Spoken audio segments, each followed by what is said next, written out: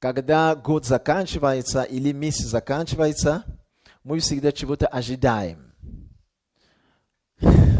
Если люди, например, работали, когда приближается конец месяца, они ожидают поддержки, зарплаты.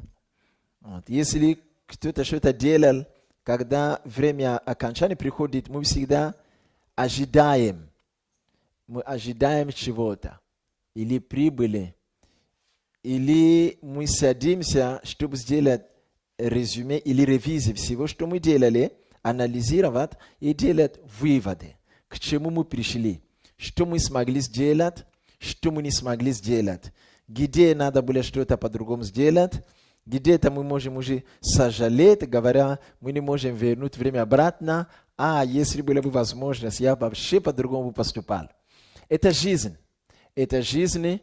И также и сегодня, и эта неделя, в основном и у каждого человека, может быть, каждой поместной церкви, ну, такие церкви, как наши, католики, православные, мы приближаемся к концу года, и, конечно, волей-неволей каждый человек думает, как я прожил этот год, что я планировал до этого, что у меня получилось сделать, что у меня не получилось, по каким причинам.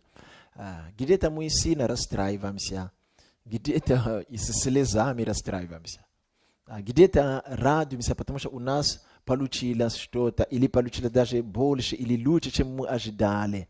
Также и мы смотрим в церкви, мы смотрим на наше хождение перед Богом, мы смотрим на наши отношения друг с другом, где мы имели прорыв, мы не ссорились, жили в любви, в единстве, а где мы замечали, что не получается в отношениях, были обиды, разногласия, споры, и порой стыдно становится перед Богом, что у нас не получилось. А где-то мы чуть-чуть как бы гордимся внутри себя или гордимся Богом, потому что Он помог нам в чем-то, мы смогли пройти этот год с поднятой головой. Слава Богу. Слава Богу. Есть, что мы есть. Некоторые вещи мы смотрим, порой думаем, что я могу сделать лучше. Но, увы, тогда мы оставляем на потом, говоря, вот, год, который начнется скоро, я и то сделаю. Вот я там сделаю по-другому, я буду так жить. Совсем у меня будет мир. Не буду грешить нигде. Буду обрадовать Бога во всем. Это хорошие планы, мы все к этому стремимся, и да поможет нам Бог. Я хочу прочитать некоторые местописания, и как раз об этом я буду говорить. Потому что иногда заканчивается год, и человек сидит и думает, что же я делал, или как я жил в этом году. И он не находит ничего такого, чтобы опечалил его сильно или обрадовал. И он возвращается дальше назад, 2016 год. Я говорю, а в том году, что я делал, как я жил, тоже не находит ничего. То есть стало быть, что у этого человека все идет ровно. Ну, постоянно. Хорошо ли это, плохо ли это, не знаю. Бог знает. Иеремия, 48 глава, 11 стих. Бог говорит так, через пророка. Скажи Моав и отметь, что Моав от юности своей был в покое, сидел на дрожжах своих и не был переливаем из сосуда в сосуд. И в плен не ходил. Оттого оставался в нем вкус его, и запах его не изменился. Посему вот, приходят дни, говорит Господь, когда я пошлю к нему, и Бог перечисляет, что он пошлет. Господи помилуй. Итак, там Бог говорит, это народ, это не человек. Но мы можем как бы услышать рассуждение Бога об этом народе направить подобное размышление Бога по отношению к нашей жизни. Потому что мы тоже, как я уже сказал в начале, время от времени садимся и делаем выводы, что мы сделали в этом году, что мы сделали 2 года тому назад и так далее. И Бог говорит, Моав от юности своей был в покое. Не всякое покой является благословением. И не всякое покой является покой в Боге. Некоторые состояния, которые мы можем сказать, что человек живет себе спокойно, не трогает его. Иногда это покой может стать проклятием для человека. А иногда это покой, это Божье благословение. Моав находился в покое с юности своей. Бог говорит, нет. И когда мы читаем дальше, там написано, он таким образом сидел на дрожжах своих. Что такое дрожжи? И что делает дрожжь или дрожжи? Брожение, да?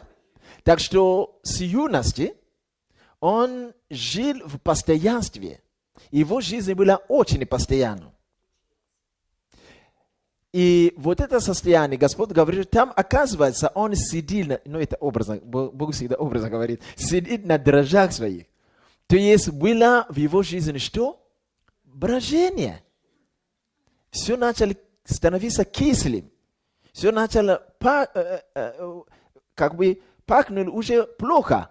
Но внешне состояние все было спокойно, все было вроде хорошо.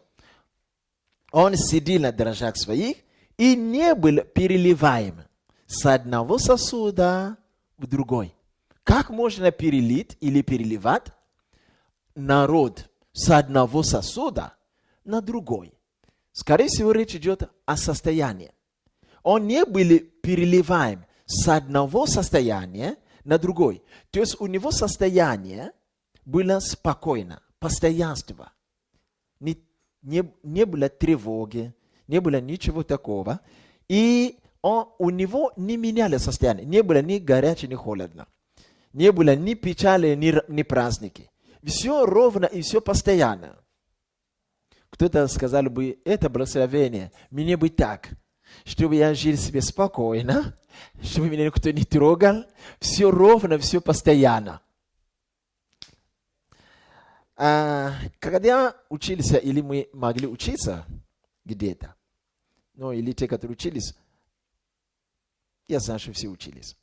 Но я имею в виду, был, если вы помните, если память меня не изменяет, был один философ.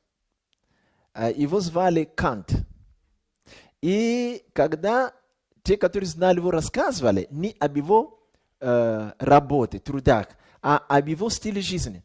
Рассказывали, что у него была всю жизнь один маршрут. Он входил из дома, проходил определенной дорогой, еще какая-то улица, и приходил на место, где он размышлял. То есть, чтобы поймать его в 8 часов, все они знали, что каждый день в 8 часов он находится здесь. В 10 он проходит сюда. Вечером он всегда сидит там и размышляет. А если он кого-то посещает, у него были дни посещения. Это были одни и те же посещения людей в гости идти в то же время. Если он приходил к кому-то, например, к Ивану, по субботам 6 часов, он никогда не менял, чтобы к Ивану он пришел во вторник. Вот все было у него спокойно, и все поставлено так, что не было изменения. Вот Бог говорит, Моав так и жил. Это город, это народ, который жил таким образом, что у них все было постоянно, спокойно, продумано, и ничего не меняется. Бог говорит, таким образом Моав сидел на дрожжах своих. Брожение началось. Было брожение все эти годы. И Бог также говорит, что он не был переливаем. То есть ничего не было, которое заставлял бы его или толкал бы его, чтобы он попадал в другое состояние, чтобы что-то менялось. Из-за того, что состояние у него не менялось. Бог сказал, он в нем оставался вкус его. И запах его не менялся. У каждого народа есть свой запах. У каждой семьи есть свой запах. У каждого человека есть свой запах. Речь не идет только о физическом запахе, который мы все имеем, и у кого как. Но у нашего стиля жизни есть запах. Я называю это почерк человека.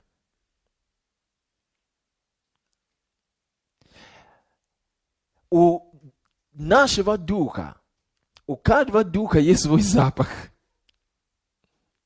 У всего есть свой запах.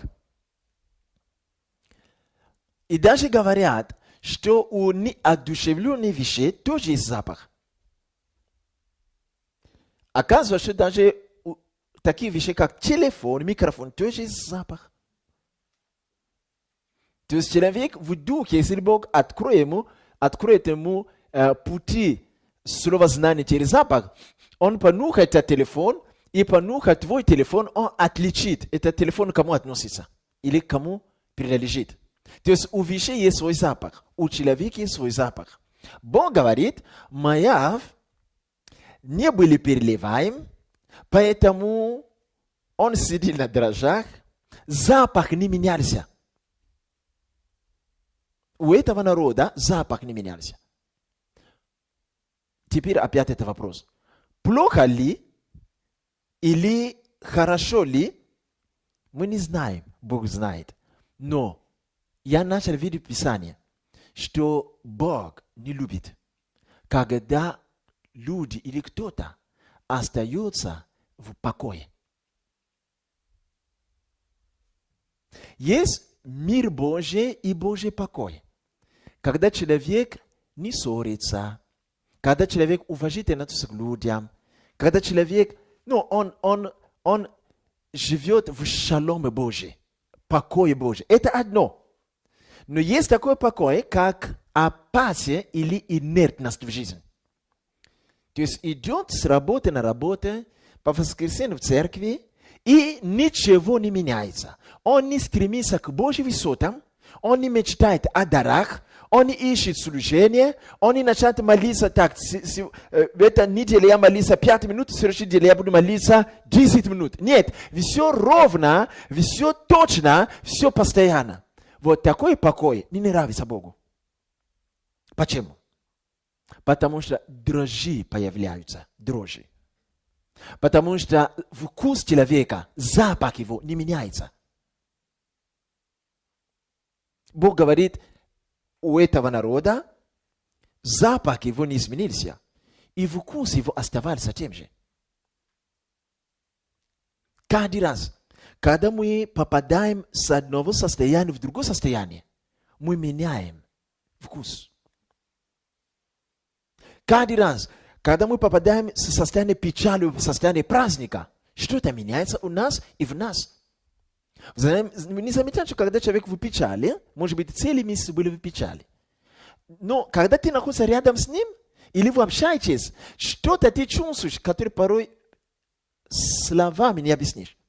Но через 2 месяца, если у него будет 3 недели праздника, или там большая зарплата, то есть много чего хорошего происходит в его жизни. И когда ты будешь находиться рядом с ним, и будешь общаться, ты будешь чувствовать, что он как будто другой. Правда? Конечно, об этом идет речь. Запах человека, почерк человека и вкус. Вкус его. Пусть Бог поможет нам, чтобы, войдя в Новый год, 2018 год, чтобы мы, войдя туда, начали менять запах. Пусть у нас изменится запах.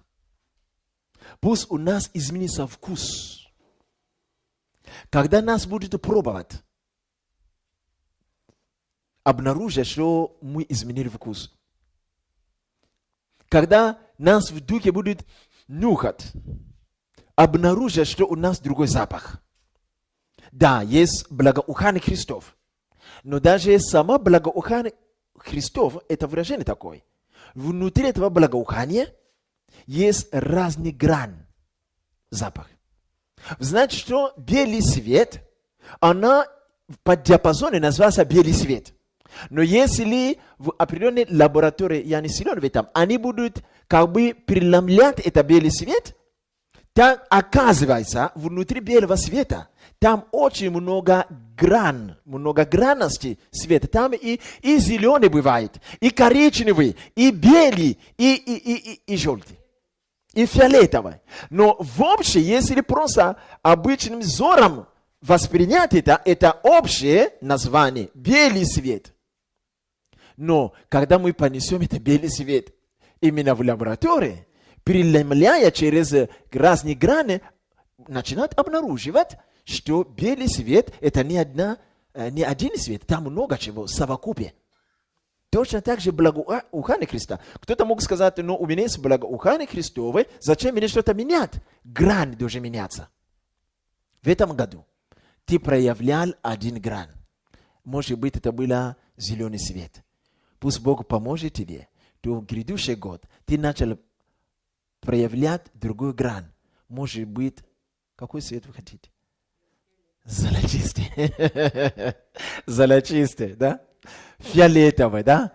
Пурпурный, да? Может быть, что-то еще. Потому что вкус должен меняться. Аминь? Хорошо. Давайте пойдем дальше. Давайте откроем Матфея, 16 главу, 11 стих. Матфея 16 с 11. Это Господь Иисус говорит с учениками, Он говорит им некоторые вещи, и они между собой рассуждают. И потом Он смотрит и говорит, как не разумеете, что не о хлебе сказали я вам, когда я сказал, берегитесь закваски фарисейские и саддукейские. Тогда они поняли, что Он говорил им беречься не закваски хлебной, но учение фарисейского и саддукейского. Господь сказал, берегите закваски. Они подумали о закваске хлебной. Потом Господь уточнил им, потому что только что они столкнулись, и фарисеи спорили с ним. И когда Иисус ушел с учениками, давали им наставления и говорил об этом. И потом Он дал еще одну реплику, и они тогда поняли, что Он не о хлебной закваске говорит, но о учении. Итак, вывод. Учение здесь назван закваской. Иисус сказал закваски фарисейские, и апостолы поняли, Он, говоря о закваске, говорит, указывает на учение. Итак, Маяв не изменял свой вкус и свой запах. Иногда церковь, это как народ, может не менять свой вкус и свой запах. Что такое закваска? Учение. А хлебная закваска, что это такое? Дрожжи. Это дрожжи. Иисус сказал, что учение фарисейское – закваска. Если сидит на этом, то, как у Маяв, он сидит на дрожжах своих, вкус не менялся и запах тоже. Придется перелить его, потому что он сам не может переливаться. Пусть Бог будет милостив к нам, чтобы в следующем году не послал к нам те, которые будут толкать нас к переливанию. Пусть мы сами с удовольствием начнем переливаться. И чтобы это происходило, нам нельзя сидеть на закваске. Иисус сказал, что учение фарисейское равно закваске. То есть фарисеи и саддукеи, они сидели, то есть они имели покое. Держались постоянно только тем учением, которое они приняли от начала, от Моисея. От начала, когда фарисеи приняли это учение, иудаизм, это было то, что надо. Но поскольку они сидели, как на дрожжах, закваски, все уже закисло. И когда другое время пришло, что Сын Божий пришел, потому что это учение говорили о нем. И когда Сын Божий пришел, они должны были что делать? Оставить это учение и переливаться, становиться другим вином или другими меками.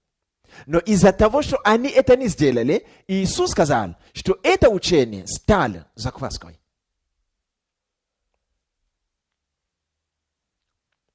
Но в начале от Моисея не было так. На Моисеево учение они сидели. Для всего есть свое время. Это учение имели место быть. Бог дал Моисею. Иудеи это приняли.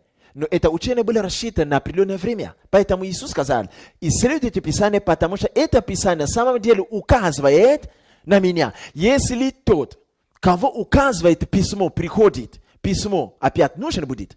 Нет, конечно. Мы имели письмо, чтобы знать, когда он придет. И когда он приходит, мы выбрасываем письмо и принимаем его. Но если мы не выбрасываем письмо, тогда это письмо остается для нас закваской. Вот об этом Иисус сказал, что берегитесь закваски фарисейской. Они от Моисея приняли, но время изменилось. Сейчас другое время. Пусть Бог поможет нам. Неважно, какими учениями держимся. Неважно, какими дополнительными откровениями живем. Когда мы войдем в Новый год, мы должны молиться Богу, чтобы Бог дал нам свежие откровения. Чтобы Бог начал говорить с нами по-другому. О других вещах. Мы не можем сказать, то, что я получил в прошлом году, позапрошлом году, я всегда так живу, этими же откровениями, это же поведение перед Богом, я ничего не буду менять. Да, это было хорошее. Но учитывая, что все на земле может стареть, Бог запланировал так, что все росло и изменялось. Иисус назвал это учение закваской, на которой Маяв сидит и не хочет меняться. Все начало бродить. Брожение происходит. Запах не меняется. Вкус не меняется. И да поможет нам Бог, чтобы все, что мы имели, и мы имеем, имели в этом году, пользовались, может быть, даже приносили прорыв, чтобы это не превратилось в закваску. Нам надо перемены. О, Господь, мы нуждаемся в благодатной перемене, чтобы в новом году мы имели новые стратегии, новое хождение с Тобою, новое общение с людьми, с друзьями, новое свежее помазание. Мы хотим изменить вкус, что в духе, если нас будет нюхать, они скажут, вот тут другой грань в этом году у него появляется. И то, что мы имели, откровение, которое мы имели, слово, которое мы держались, пусть другие грани этого слова проявят себя. Пусть другие грани этого откровения проявят себя. Иначе, как бы все это ни было хорошо, это может превратиться в закваску. И да не будет с нами так. Аминь. Давайте пойдемте дальше. Но мы можем продолжить эту же мысль. Евангелие от Луки, 12 главу.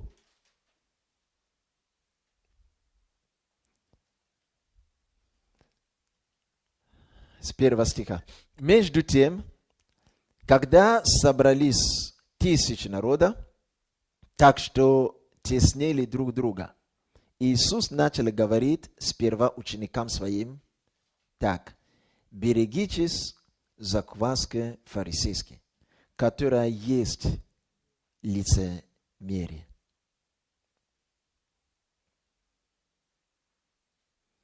Здесь Господь Иисус называет эту закваску учение фарисейское называет это лицемерие.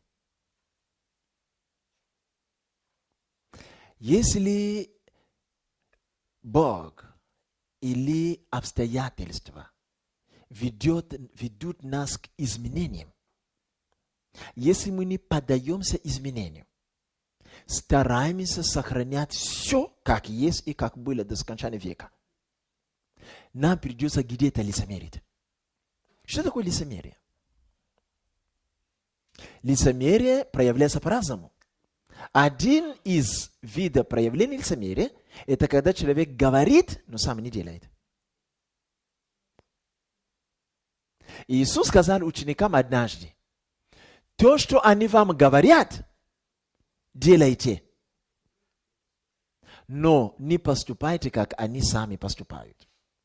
В другом месте Писание говорит им: они связывают и дают людям бремена неудобоносимые, но они сами даже перстом, пальцем не пошевелят.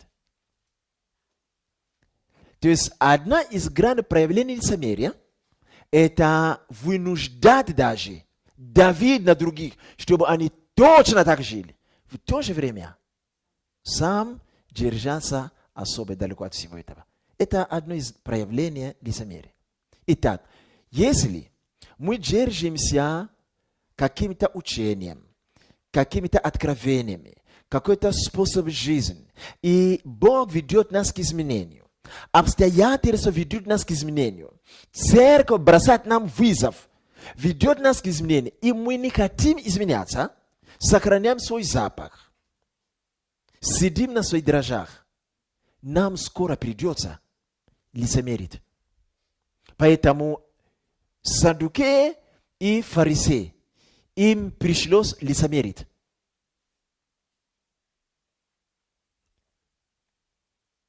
А другой грань лицемерия, проявление лицемерия, это когда человек знает, но говорит другое.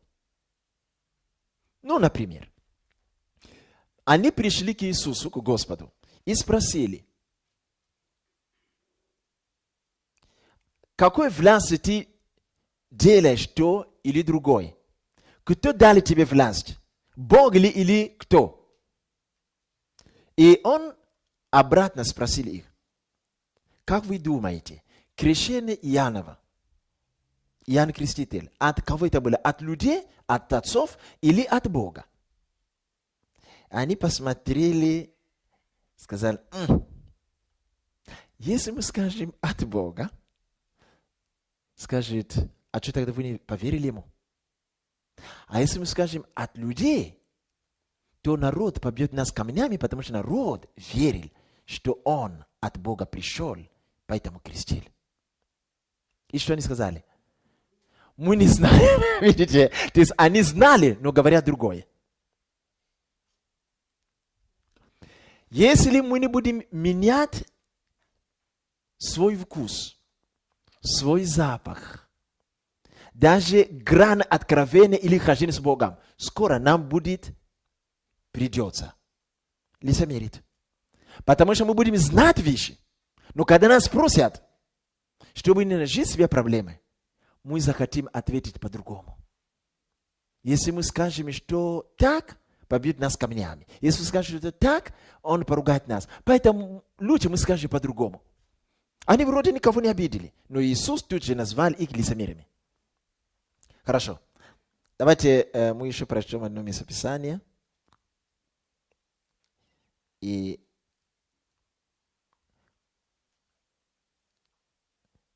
Это местописание я уже цитировал. Связывает времена тяжелые и неудобоносимые, возлагает на плечи людям, а они сами и перстом двинуть не хотят. Я уже читал об этом, слава Господу. Итак, давайте сделаем маленький вывод, и мы будем молиться. Я хотел сегодня чуть-чуть поговорить именно в этом ракурсе, не разворачивать какое-то долгое учение, как обычно. Вот здесь всего лишь такое короткое слово наставление к вам и к себе. я об этом думал. Потому что, как ни крути, все равно, каждое окончание года мы делаем какие-то выводы в нашей жизни. В нашей жизни, в нашей семье, везде мы делаем какие-то выводы. Как Бог на это смотрит? Одобрительно. Потому что человек незрелый, если он не делает вывод, когда проходит какой-то этап времени, или какой-то год, или какое-то время. Потому что, когда мы делаем выводы, мы анализируем. Мы начинаем понимать, где мы поступали правильно и где неправильно. И в то же время, Бог желает, чтобы мы не сидели на дрожжах своих. Бог желает, чтобы то благое, которое мы имели, не превратилось в закваску.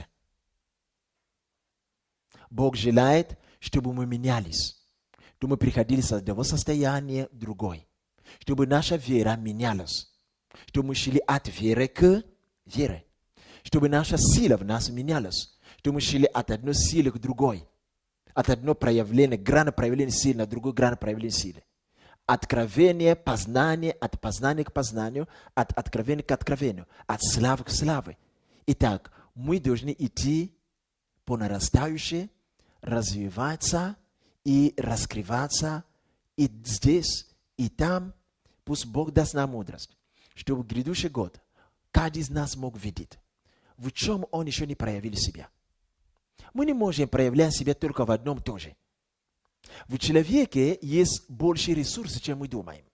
Чем более, когда мы еще и родились от Бога. Бог – это великий Творец. И Он любит творчество. Будучи рожден от Бога, наш дух – творческий дух. Хорошо. Смотрите, даже помазание, которое Бог дает людям, или дает творение, само помазание держит внутри себя ресурсы творчества. Даже общее понимание помазания, неважно, если наше помазание, пророческое помазание, помазание поклонения, помазание проповедника, неважно, помазание от Бога внутри себя имеет потенциал творчества. Я могу это доказать. И нелепо, что если мы имеем какое-то помазание в какое-то направление, мы делаем одно и то же годами. Или мы действуем, используя это помазание по одной и той же грани. Смотрите. В Библии написано, что когда-то Бог сотворил небесные жители. Они не всегда были. Бог сотворил их, и как нас тоже. Мы творение, а не творение. И в определенное время, сотворя их, там мы читаем, что есть некто, кого Бог тоже сотворил. Создал. Кого сегодня называют сатаной. Тогда он был назван Люцифером. Он был сотворен для определенной цели. И написано, что он был херувим, и Бог помазал его. Он получил помазание. Помазание – это делегирование, это способность от Бога для того, чтобы иметь успешную функциональность в определенной территории, над определенными делами. И при этом это помазание содержит внутри себя подпольные, если так выразиться, способности к творчеству. Сегодня этот Люцифер имеет определенное помазание, был изгнан с неба. Он живет на земле. Мы тоже не знаем, где, но он живет на земле. Но теперь мы понимаем, смотрите, как он проявляет творчество. Мы видим многогранности проявления тьмы. Проявляет творчество. Мы видим многогранности, комбинация проявления грехов. И все происходит так, как будто бы действительно есть какой-то другой крутой Бог, очень мудрый, который все знает, который действует на земле. Нет. Нет. Тот, кого называют, или Библия называет Богом, века сего, не истинный Бог. Есть только один истинный Бог, и мы его знаем. Это Отец Господа Иисуса Христа. Аминь. Это вся премудрость у него есть. Но как-то получается, даже Бог века сего ведет вещи на земле так, как будто бы действительно он Бог, как будто бы премудрость его нету конца. Почему? Секрет здесь. Внутри помазания, которое он получил когда-то от Бога, есть потенциал к творчеству. Он это узнал. Поэтому, имея просто порошок, он может сделать много чего с этого порошка. И каждый год, и каждый месяц, и каждую неделю, и каждую ночь он думает, что с этого порошка еще сделать, чтобы обмануть людей. Они будут думать, что что-то хорошее. Проходит 2 дня, думает, а что с этого же порошка еще что-то делать? То есть это же порошок. Он может делать каждый месяц много чего разное, соблазняя. То есть ты сталкиваешься с одним соблазнем. Ты видишь, что это соблазн никогда не были на земле. В следующий раз, через неделю, будет другая форма соблазна, но источник соблазна одна и та же. Почему? Потому что он Бог? Нет. Он не истинный Бог. Потому что внутри помазания есть определенные подпольные ресурсы, в кавычках говоря, которые называются творчество. Поэтому Адам, когда Бог спустил его на землю, он вложил в нем все необходимое, чтобы он управлял землей. Что было самым центром внутри этого слова, чтобы он созидал и управлял? Творчество. И написано, что мы имеем помазание от святого. Аминь. Церковь – это помазанный организм Иисуса. Потому что Иисус Христос – это глава. И мы видим такой прототип. Когда выливают елей на голову Аарона, который первосвященник, прототип Иисуса. Первый первосвященник. И масло, елей неба течет по бороде. И она капает по одежде. То есть по телу. Истекает по телу. Тело Иисуса Христа – это церковь. То церковь с помазанием головы принимает елей, который проходит на каждый член церкви. Это же помазание пропитан творчеством. Но это помазание приходит на каждое тело, на каждый член в теле. Мы имеем помазание, мы имеем что-то, какой-то дар в чем-то. И мы что-то делаем одно, и мы делаем одно и то же, мы делаем одно и то же. Потом мы обнаруживаем, что мы делаем теперь просто по инерции. Потому что мы не проявляем творчество. И вместо того, чтобы идти от 10 к 20, от 20 к 80, мы идем от 20 к 10. Там, где нет творчества, нет роста.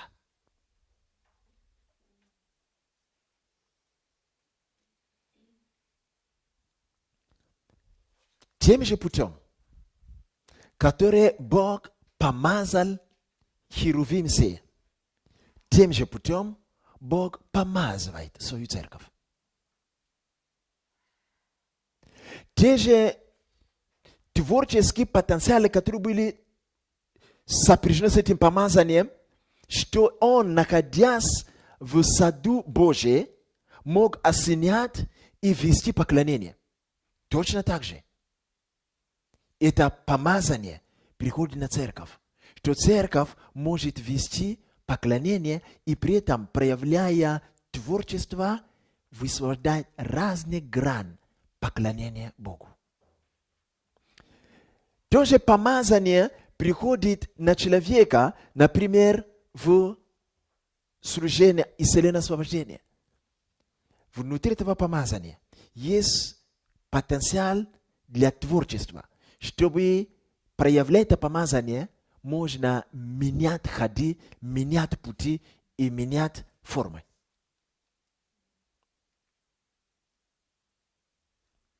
Маяв сидел на дрожжах своих. Вкус его не изменялся, запах его не изменялся. И да не будет с нами так. Фарисеи, саддукеи. От Моисея они приняли Божье учение. Аминь. Господь Иисус говорит: на Моисеевом седалище сели книжники и фарисеи. От Моисея приняли. Но не уловив время, что с пришествием Христа время изменилось. Это учение уже не нужно. Потому что это учение было всего лишь трамплином или путеводителем, или детоводителем ко Христу. Не уловив это время, они застряли. Запах оставался тем же, вкус оставался тем же, и тогда Господь сказал: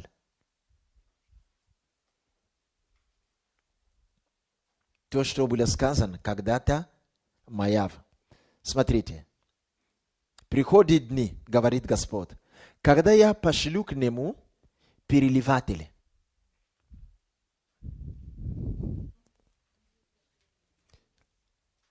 которые перельют его из сосуда в сосуды.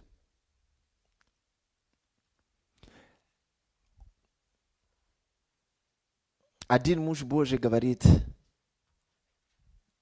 в кавычках, что когда Первая апостольская церковь начала свое служение, после Дня Пятидесятницы, мы читаем, люди массами каялись.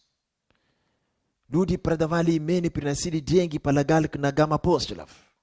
Совершались чудеса, знамения великие. И слава апостольская, то есть молва, распространялась. И они были в почете у народа. Написано. Все почитали их. И все трепетали, все боялись их. И все было теперь тихо.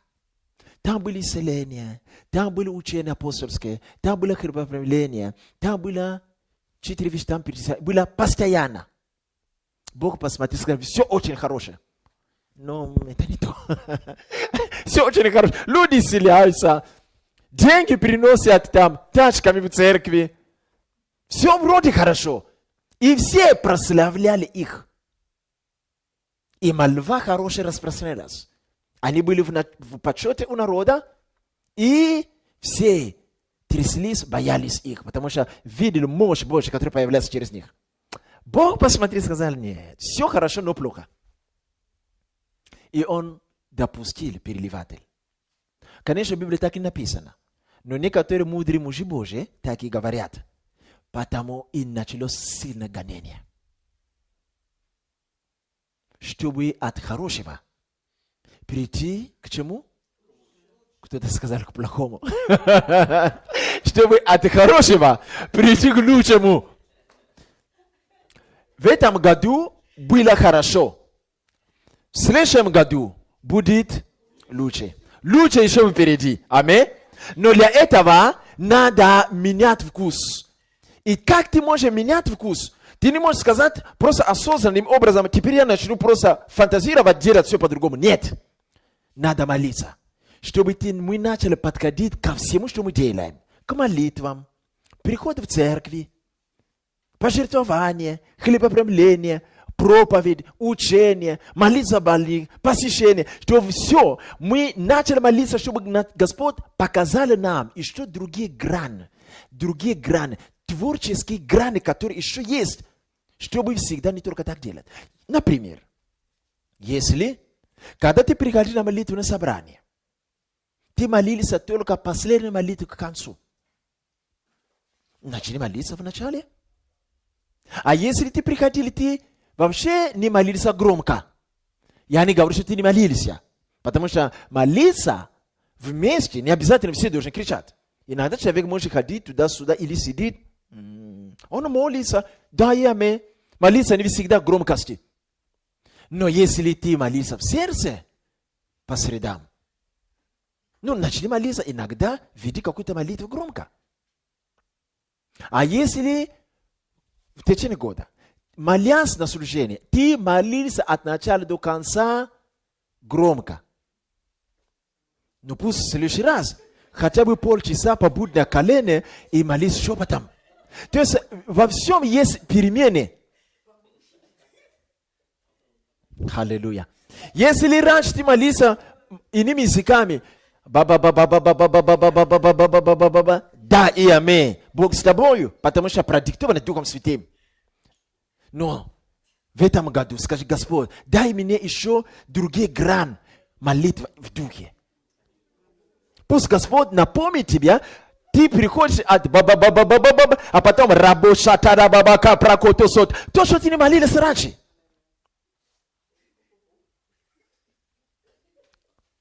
Если, например, когда в течение этого года, приходя на служение, ты хорошо делал, подходил ко всем, общался там, вспоминали все, что было в течение недели, рассказывали там, а потом уже сестра Жена ведет, алло, давайте начнем служение. Все, песня уже первая песня, ты уже там, а вот эта одежда ты покупал, да, я тоже. Ну хорошо, надо на служение идти. В этом году скажи по-другому, что служение будет начинаться, например, Бог даст жизнь, если в 13 часов, да ты приходишь и поговоришь, скажешь, так, 13 осталось 10 минут, и прими решение. 10 минут до, я ни с кем не разговариваю, я спускаюсь на колено, или иду где-то, спрячусь, и начинаю молиться, Господь, я пришел сюда сегодня, я хочу, чтобы ты меня проговорил, я хочу сегодня видеть твое лицо. Меняй. Меняй. Меняй. И также в служении. И также в проповеди. Но ты не можешь умом это уловить. Это будет просто изменение ради изменения. Надо за это молиться. Как раз мы сегодня об этом помолимся. Чтобы Господь дал нам благодать. Чтобы мы могли как бы обнаруживать и высвобождать тот потенциал творческий, который у нас есть под помазанием, под благодатью. Чтобы все, что мы не делали для Бога, мы не делали в скучной форме. По инерции, рутина. Даже помазание устает двигаться. Помазание любит рутинности. Проповеди, пророчество начинает умолкать. Потому что сама пророческий дух не любит рутинности. Что все, как всегда. Дух Святой устает. Потому что у Духа Святого много гранностей. Есть во всем. И он не хочет делать бит одно и то же, постоянно так же. Нет. И да поможет нам Бог, чтобы мы не были как Маяв. Иначе Богу пошлет переливатели.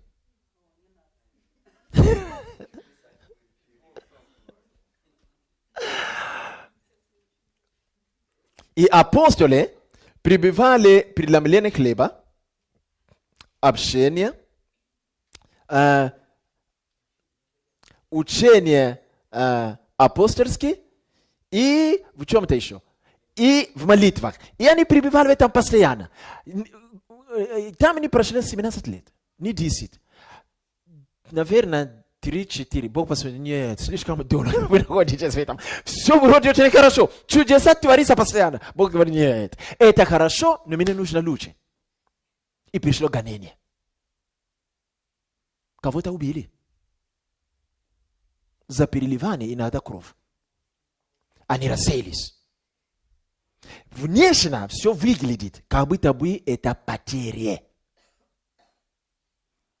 Но со стороны Бога, учитывая цель Бога, те цели, которые он поставил перед церковью, Бог обрадовался на небе.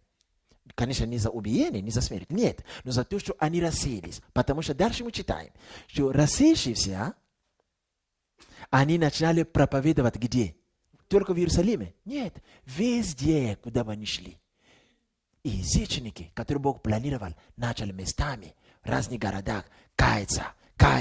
И чудеса усилились. И Филипп, который не творил чудеса при апостоле, когда он попал в Самарию, написано, он проповедовал имя Христа Царства Божия. Чудеса творились там. Даже колдуны начали каяться. В Иерусалиме колдуны каялись. Алло? Угу. Бог сказал, нет, у меня есть там колдуны, которые же покаяться. А вы тут деньги вам приносят. Тячками. Нет, уходили отсюда. И гонение, переливатели поднялись. Кто были переливатели? А какого переливателя он использовал? Какого еще в теле он использовал? Конечно. Римские ребята. Да, римские ребята. Вместе с фарисеями. С саддукеями. И все. То есть внешне выглядит как все. Поражение. Но со стороны Бога это были плоды. Они распространились. И церковь не только в Иерусалиме. И начали и там. И там, и там. Все было как бы трудно, как будто там только домашние группы. Потом, и до сегодняшнего дня, и мы покаялись из-за этого. Если они только сидели там, может быть, до нас это не дошло. Пусть Бог будет милостив к нам, чтобы мы сами были переливатели для себя.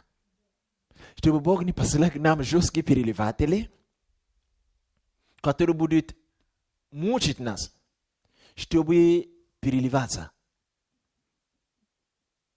Тогда мы начнем менять запах насильно. Но у нас есть благодать. Иисус сказал, когда Дух Святой сойдет на вас, вы примете силу, будете моими свидетелями. Он перечислил территории по нарастающей. Дух Святой сошел на них, они наполнены силой и сидели на месте. Бог посмотрел год, 2016 год. Бог посмотрел 2017 год. Сказал, нет, вы, ребята, не получается. И он посмотрит 2018.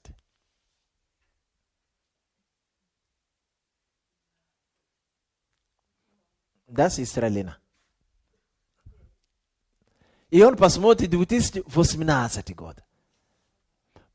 Когда он начнет смотреть на нас в 2018 году, Бог не смотрит сразу в начале. Нет, Бог так не делает. Он дает нам войти в год и ждет. И ближе к лету он начнет делать ревизию. Пойдет полгода, сказать, достаточно время. Половину года прошло. И он начнет смотреть, а где же они изменили запах? Или тот запах, который у них был в 2015 году, в 2016 году, в 2017 году, тот запах они и сохранили. Как они молились 10 минут, так они молятся. В то же положение постоянно. Как они приходили в церковь, и до служения уже началось, а 10 минут они еще болтали в коридоре. Точно так же Бог сказал, нет. И все. Тогда он пошлет вам переливатель. Поэтому Бог милостив к нам, что сегодня Он посылал нам переливатель. Аминь. Это я. Нежные, скромные переливатели для себя и для других. Чтобы нам не дождаться гонения. Аминь. Слава Господу. Слава Господу. Поэтому мы благословляем эту пару, потому что сидели на дрожжах своих, поняли, что нет, мы не будем ждать жесткий переливатель. Лучше мы сами начнем менять запах. Они изменили запах. Аминь. Конечно. Они перелились. Были в одном месте, пришли в другом месте. Были людьми, которые проповедовали один раз, может быть, в 3 месяца, когда им давали, а теперь они проповедуют, назидают церковь каждый день. Разве не к этому мы должны идти? Если ты пророчишь один раз в году, начни пророчить каждой неделе. Если ты молился за больных, только когда тебя просили, начни искать, кто тут болен, идите ко мне. Но начни менять что-то. Если ты не перестал говорить о Христе, начни ходить людей и проповедовать им о Христе. Если ты скучал по гонению, иди туда, где есть гонение. Кто-то говорит, как хорошо, что некоторые пострадали за Христу, а я никогда не пострадал за Христа.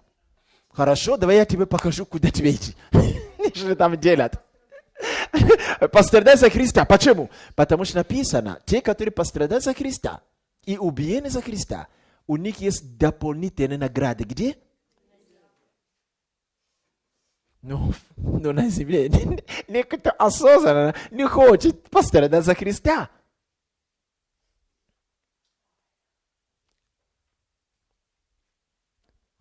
Пусть жесткий переливатель не придет к нам. Мы скажем Господу сегодня: Господи, помилуй нас, мы слабы. Мы, эти жесткие переливатели, нас просто разрушат и съедят, и убьют. Поэтому мы послушаемся просто сами. Не трогай нас, мы сами пойдем. Мы сами начнем творчество проявлять во всяком деле. В проповедях, в форме молитвы, посещении церкви, общении друг с другом. Мы общаемся монотонно. Давайте начнем общаться по-другому. Творчество. Творчество. Это одно из оснований помазания. Слава Господу. Давайте встанем и помолимся.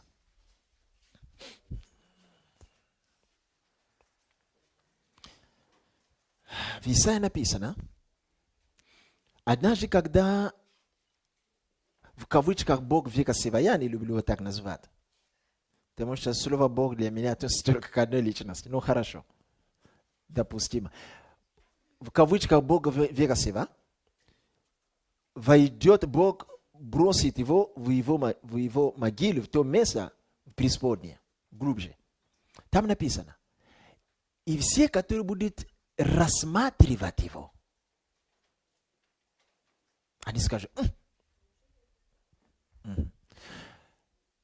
тот ли человек? Неужели это тот человек, который потрясал вселенную,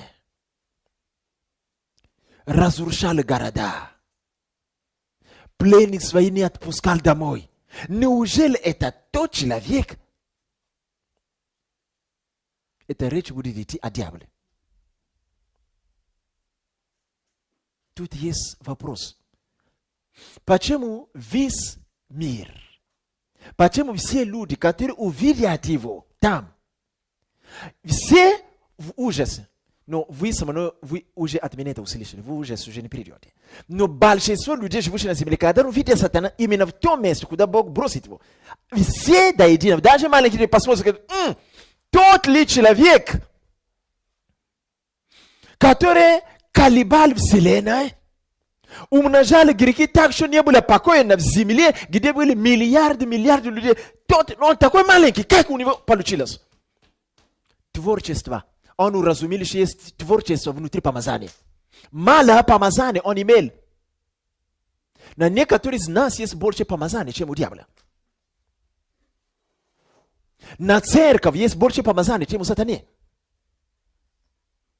Потому что помазание церкви – это помазание Иисуса. Это то помазание, которое нацелено на то, чтобы пророчествовать. Говорит вещи, которые еще нету. И призывать их в исполнение. Исцелять больных, изгонять бесов. Это то помазание, которое мы можем знать ум Христов, мысль Бога, который дьявол никогда не может знать.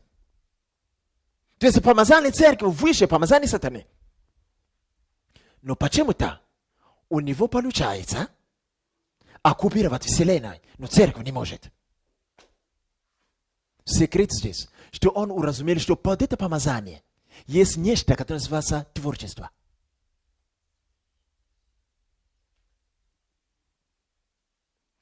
Точно как у Бога.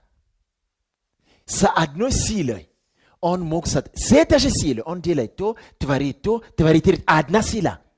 Сатана это уловил. Одно помазание маленькое, ограниченное, но он берет это творчество и начинает высвобождать. Церковь имеет многогранность, более мощнейшее помазание самого Иисуса. Помазание, которое он дал, это он дал помазание. Помазал дьявола. Помазал его, он помазал его чуть-чуть. Но теперь, когда он пришел на землю, чтобы помазывать церковь, то есть себя, свое тело, он дал больше порций. Написано, вся сила, вся власть дана мне, он дал всю помазание церковь. Но смотрите, сколько церковь оккупирует на земле и сколько дьявол оккупирует. Скажи творчество. Аллилуйя. Отец Небесный, мы молимся во имя Иисуса. О Господь, мы нуждаемся в обилии благодати. Господь, мы человеки, и мы живем, и наша жизнь сопряжена со временем. В нашей календаре и в наше поколение сейчас мы говорим о годе, который заканчивается, и о Новый год, который приближается к нам.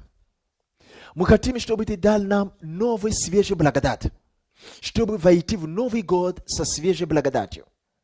Чем более, в Слове Твоем написано, что милость Божия обновляется с каждого утра. Это значит, что даже ты сам не любишь давать одну и ту же милость людям. Ты любишь давать многогранность. Сегодня одна грань милости, завтра другая грань милости.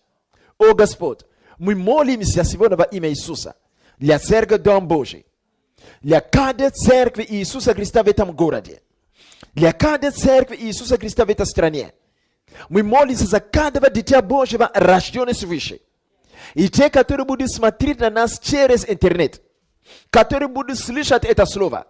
Мы молимся за наших братьев и сестер в духе. Неважно, где территориально они будут находиться. Неважно, когда они будут смотреть и слышать это слово. Потому что в духе нет времени и нет расстояния.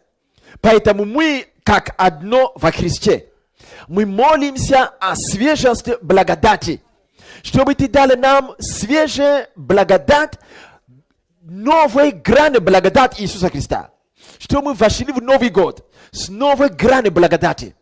И чтобы эта благодать проявила в нас творчество. То творчество, которое Ты вложил в нас, когда Ты дал нам помазание. Чтобы мы могли, Господь, творчески служить Тебе. Чтобы мы могли проявлять творчество во всем. Проявлять многогранность творческий подход во всем. Во всяком деле, которое мы будем совершать для Тебя. Во всяком деле, которое будем совершать для ближнего. Чтобы во всем Ты были прославлен. Пусть помазание, которое дали церкви, будет свежее. Освежи помазание на церковь Иисуса Христа.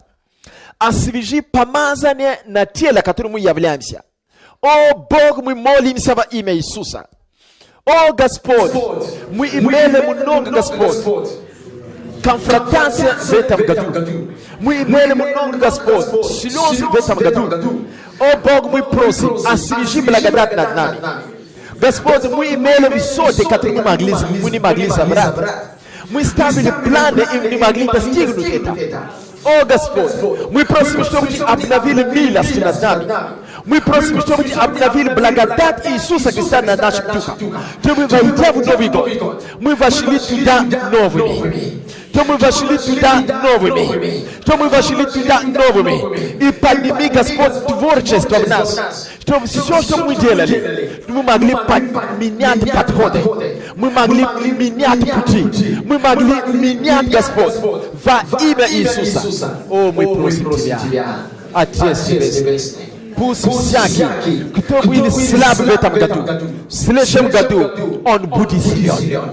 Пусть всякий, кто был, Господь, немощен в этом году, в следующем году пусть он будет крепкий. В этом году, который был всякий, кто был слеп, в следующем году пусть он будет зрячим.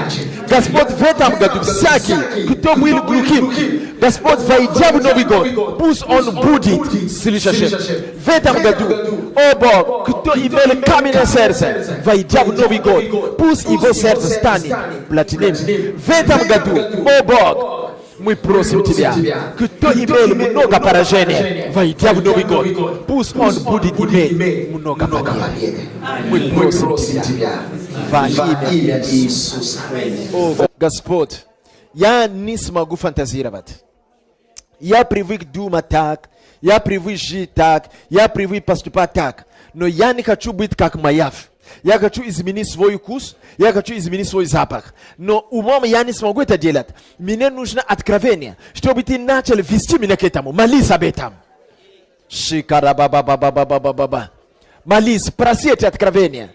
чтобы Господь взялся за тобой по-новому. У тебя есть много потенциала. Не все у тебя высвобожден. Попроси это благодать у Бога, чтобы в новом году ты менял подходы, чтобы ты жил совершенно по-другому, служили по-другому, молился по-другому. Молись, попроси это у Бога. О, Господь, мы не можем это сделать сам по себе, просто умом. Нам нужна Твоя помощь, и притом сверхъестественно. Мы нуждаемся в свежей благодати и помазании. Мы нуждаемся, Господь, в новые откровения, которые помогут нам менять подходы, которые помогут нам менять грань служения, которые помогут нам менять грань молитвы, которые помогут нам менять грань хождения с Тобою, которые помогут нам новые откровения, которые помогут нам менять отношения, новый грань отношений с Духом Святым.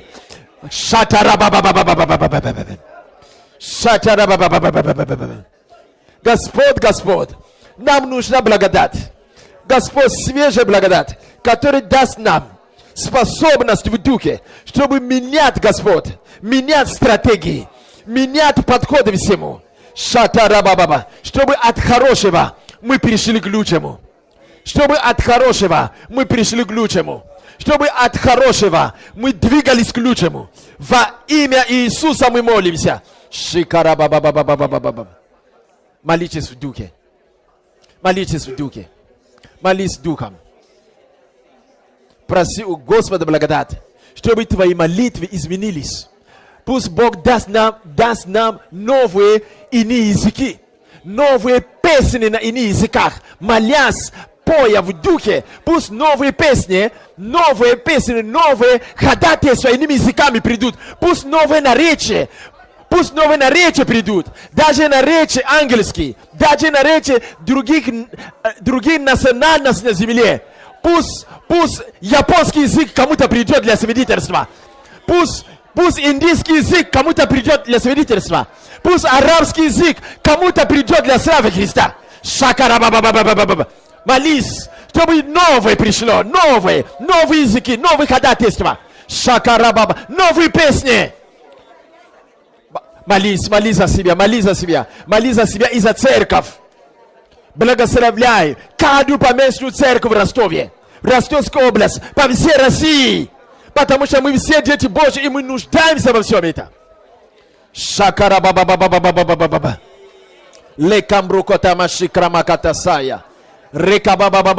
Проси, чтобы Господь начал давать тебе новые языки. Чтобы, войдя в Новый год, чтобы ты начал молиться по-новому, по-другому. Чтобы ты сам смотри, думай, я не имел такие наречия раньше. Я не имел такие песни раньше. У меня не бывали такие видения раньше. Я никогда не видел такие сны раньше. Я никогда не сталкивал сны. Теперь я понимаю. Проси это у Бога. Шакарабабабабабабаба. Шикарабабабабабабаба. Шатарабабабабабабаба. Шикарабабабабабаба. Рабадабадададададададада. Шикарабабабаба. Новый подход. Новые пути. Новые откровения. Свежее помазание. Новые грани благодати. Шитарабабабабабаба. Шатарабабабабаба. Молись.